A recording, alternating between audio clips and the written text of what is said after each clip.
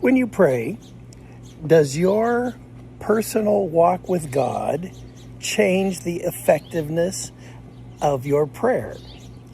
When you pray, do you find that your walk with God strengthens or weakens your prayer? Today, we are continuing our conversation from Psalm 106:23. So he said he would destroy them, had not Moses, his chosen one, stood in the breach before him to keep his wrath from destroying them. We could read it and change the word he to God. So God said he would destroy them, had not Moses, God's chosen one, stood in the breach before God to keep his wrath from destroying them. There are various views of the role your spiritual formation plays when you stand in the gap for others. The common word for this, standing in the gap for others in prayer, is called intercession. You are standing there before God on behalf of others. You are practicing intercession. Gregory of Nyssa said, "You can only stand in the gap for others to the depth that you have stood before God yourself." In other words, he viewed your spiritual maturity, he viewed your personal growth in God as significantly important in how you could be effective in standing in that gap for others. He said, you can only stand in the breach for others to the depth that you have stood before God yourselves. Henri Nouwen, a Catholic priest from the Netherlands, now deceased, said it a different way. He said, "He who has not allowed himself to be formed by silence and solitude cannot form others in the presence of God." And this is from his work, The Way of the Heart, and his concept of the wounded healer. For Nouwen, unformed ministry, intercession, pastoral care offered from an unexamined interior life tends toward activism without presence, which makes the minister exhausted rather than healed. So that's side one of the coin.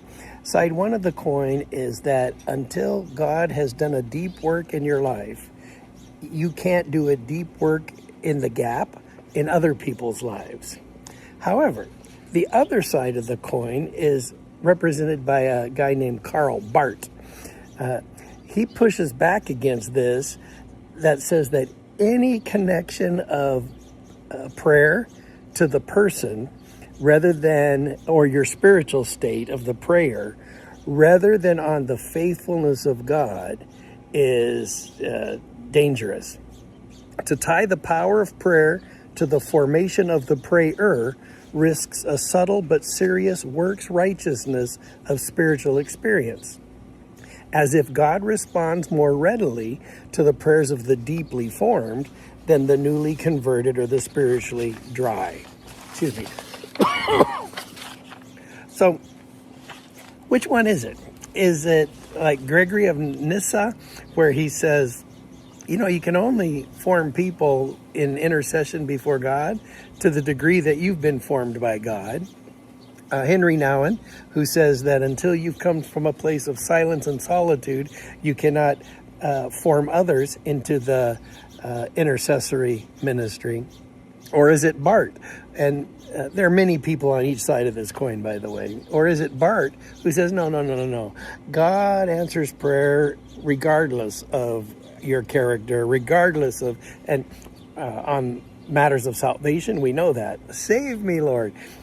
While we were yet sinners, Christ died for us. So I think maybe we could say it this way, my perspective.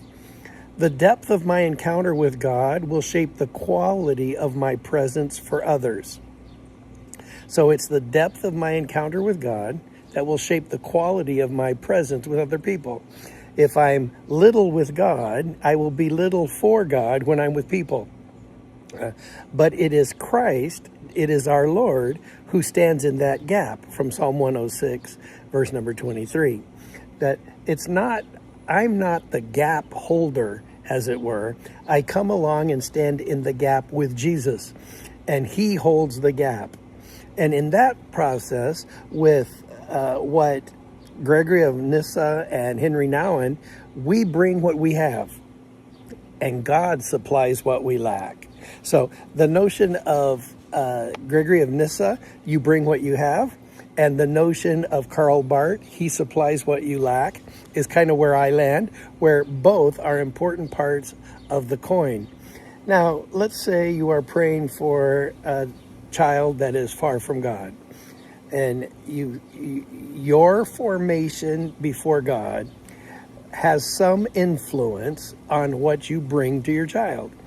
And when you say to your son or your daughter, I'm praying for you, the depth of your walk with God influences that. But in the other side of the coin, it's not the quality of your character, it is the faithfulness of God. So I see it as a double win, that I bring what I have and God supplies what I lack. Brothers and sisters, as we continue to intercede and we stand in the gap, some are standing in the gap for their country. Some are standing in the gap for friends who are fighting disease. Some are standing in the gap for themselves. I encourage you today to rest in the Lord, bring what you have in intercession, and watch God supply what you lack.